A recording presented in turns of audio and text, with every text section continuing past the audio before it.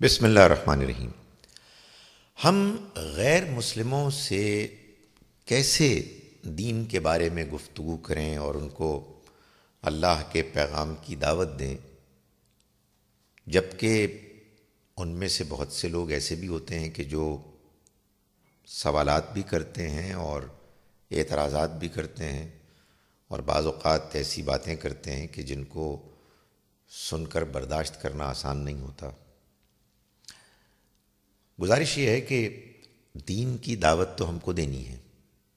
یہ دین، یہ اللہ کی کتاب، اللہ کے پیغمبر صلی اللہ علیہ وسلم پوری دنیا کے انسانوں کے لیے آئے ہیں۔ اس لیے یہ تو ٹھیک ہے کہ یہ دعوت ایک خاص ترتیب سے ہونی چاہیے، ان کو دینی چاہیے کہ جو دعوت دینے کی صلاحیت رکھتے ہیں، اس کے لیے اتنا پڑھ لکھ گئے ہیں، کوالیفائڈ ہیں۔ مگر بہرحال اب تو ایسا ہے کہ آپ مسلمان بڑی تعداد میں ایسے ممالک میں رہتے ہیں کہ ان کے ساتھ کام کرنے والے ان کے ہمسائے غیر مسلم ہوتے ہیں، تو عام آدمی بھی تو آخر اپنے قریبی جاننے والوں کو قرآن مجید کی ہدایت کے مطابق وتواصوا بالحق وتواصوا بالصبر، ایک دوسرے کو حق کی تلقین کرنے کا پابند ہے۔ تو جب آپ کسی سے بات کریں گے اپنے دین کے بارے میں کہ جو آپ کے دین کو ابھی نہیں مانتا، تو یہ بڑی سمجھ میں آنے والی بات ہے کہ اس کے ذہن میں سوالات ہوں گے، وہ تو ابھی واقف ہی نہیں ہے، اس کے ذہن میں اعتراضات ہوں گے، بعض اوقات وہ اعتراضات بہت شدید ہوں گے۔ اگر ہم ان سوالات کے جوابات نہیں دیں گے، ہم ان اعتراضات کو دور نہیں کریں گے، تو وہ کیسے ہمارے دین کے قریب آئے گا، کیسے وہ ایمان لائے گا؟ ظاہر ہے کہ ہم کو اس کی بات کو سننا ہے، ہمیں اس کو برداشت کرنا ہے، اور ہمیں اس کو ایسے جواب دینے ہیں کہ جن جوابات سے وہ مطمئن ہو۔ ظاہر ہے کہ اس کے لیے ضروری ہے کہ پہلے ہم بھی ان جوابات کے لیے تیار ہوں، ہمیں بھی بات سمجھ میں آئے۔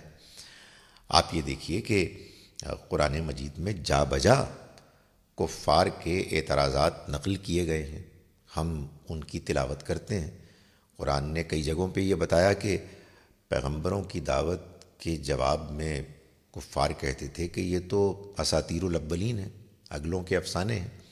اللہ تعالیٰ نے اس کا جواب دیا ہے اور ہم کو سمجھایا ہے کہ ان کو بھی یہ بتایا جائے کہ یہ اللہ کا کلام ہے، اس کو غور سے پڑھو، اس کے دلائل کو دیکھو، اس کی زبان کو دیکھو۔ تو ظاہر ہے کہ ہم یہ بات پیش کریں گے۔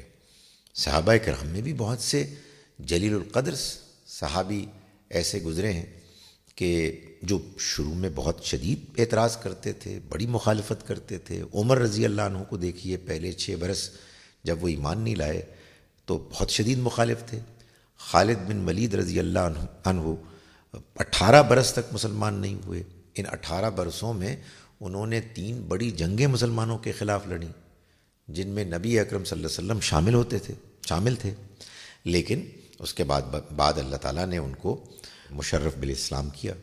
تو یہ دعوت تو بہرحال ایک ایسا کام ہے کہ جس میں دوسرے لوگ اعتراض بھی کریں گے اور تنقید بھی کریں گے، اور ہمیں نبی اکرم صلی اللہ علیہ وسلم کے اسوہ حسنہ کے مطابق صبر اور تحمل کے ساتھ تنقید سننی ہے اور اس کا اچھا جواب دینا ہے۔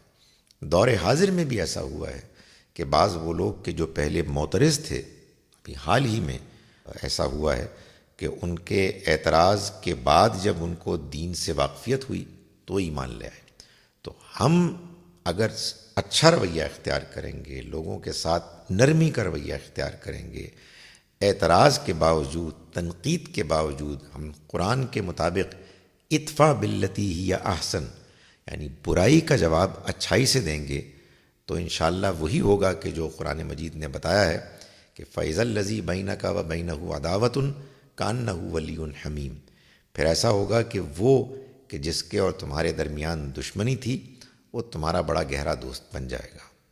ایمان بھی لا سکتے ہیں، لوگوں کو دین کے بارے میں اطمینان بھی ہو سکتا ہے۔ ہمیں بہرحال علم کی روشنی میں، اپنے کردار کی روشنی میں صحیح بات بتانی ہے اور لوگوں کی تنقیدات کو برداشت کرنا ہے۔